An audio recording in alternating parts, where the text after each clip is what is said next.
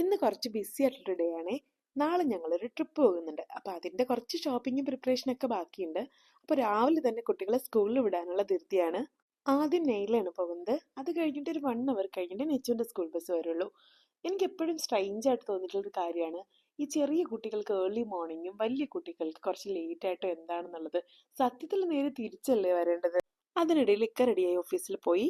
ലഞ്ചിന് ഇന്നലത്തെ ഡിന്നറിന്റെ left overs ഉണ്ടായിരുന്നു. ഫ്രൈഡ് ചിക്കൻ ആയിരുന്നു. അതിന്റെ കൂടെ ഞാൻ കുറച്ച് ഫ്രൂട്ട്സും നട്ട്സും സ്നാക്സ് ഒക്കെ ആയിട്ട് ലഞ്ച് പാക്ക് ചെയ്ത് വിട്ടു. എല്ലാവരും പോയി കഴിയുമ്പോൾ ഇതാണ് എൻ്റെ കിച്ചൻ്റെ അവസ്ഥ. പിന്നെ ഞാനൊന്ന് ക്വിക്കായിട്ട് ക്ലീൻ ചെയ്ത് അടുക്കി ഒതുക്കിയൊക്കെ വെച്ചിട്ട് ഉറങ്ങാൻ കയറി. നാളെ ട്രിപ്പ് ഉള്ളതുകൊണ്ട് തന്നെ എനിക്കിന്ന് രാവിലെ സ്റ്റുഡൻസ് ഒന്നും ഉണ്ടായിരുന്നില്ല.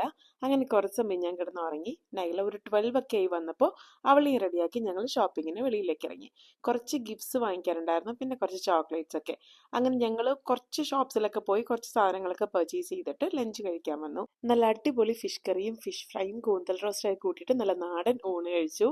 നെറ്റ് സ്കൂളിലാണ്. അപ്പോൾ മോളെ ഇനി പോയി പിക്ക് ചെയ്യണം. ഞങ്ങൾ ലഞ്ച് അവൾക്ക് ഇവിടുന്ന് പാക്ക് ചെയ്തെടുത്തു. ഞങ്ങൾ നാളെ ഖത്തറിലേക്കാണ് പോകുന്നത്. എൻ്റെ ഉമ്മച്ചിയും ബ്രദറും സിസ്റ്റർ ഇൻ ലോയുടെ മദറൊക്കെ അവിടെ ഉണ്ട്. പിന്നെ ഒരു സ്പെഷ്യൽ പേഴ്സൺ കൂടിയുണ്ട്. പുള്ളീനെ കാണാനാണ് ഞങ്ങൾ മെയിനായിട്ടും പോകുന്നത്. ഷോപ്പിംഗ് മുഴുവനായിട്ട് കഴിഞ്ഞിട്ടില്ല. ഇപ്പൊ തൽക്കാലം നെച്ചുവിനെ സ്കൂളിൽ നിന്ന് പിക്ക് ചെയ്ത് വീട്ടിൽ പോയിട്ട് വൈകുന്നേരം ഷോപ്പിങ്ങിന് വീണ്ടും വെളിയിൽ ഇറങ്ങാമെന്ന് വിചാരിച്ചു.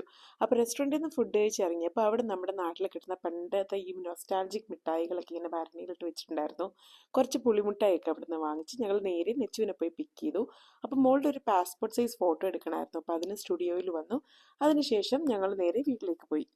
ഈവനിങ് ആയപ്പോൾ എൻ്റെ സ്റ്റുഡൻസ് ഒക്കെ വന്നു. പിന്നെ ക്ലാസ് കഴിഞ്ഞ് ഞങ്ങൾ വീണ്ടും റെഡിയായി പുറത്തേക്ക് ഇറങ്ങി. ഇന്ന് IVA ക്ലിനിക്കിൽ കൊണ്ടുപോകേണ്ട ദിവസമായിരുന്നു.